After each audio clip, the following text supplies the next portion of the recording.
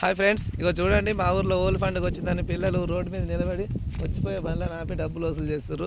వాళ్ళ సంతోషం ఎట్లుందో చూద్దాం. అరే పొద్దున్న నుంచి ఆడుతుర్రారా? ఎన్ని దొరికినాయి డబ్బులు?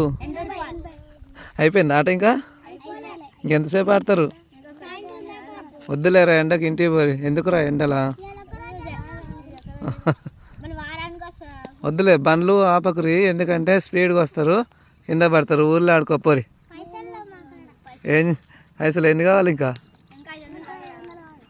500. ఊళ్ళో తిరిగిపోరి ఇస్తారు, కానీ రోడ్డు మీద వద్దు. బండ్లు ఆపకురి. దొరుకుతాయి అవే. తిరగండి రోడ్డు మీద, బండ్లు ఆపకురి. స్పీడ్గా వచ్చే బండ్లు ఉంటాయి కదా, వాళ్ళు బండ్లు తోలరాక మీకు తలిగిస్తారు.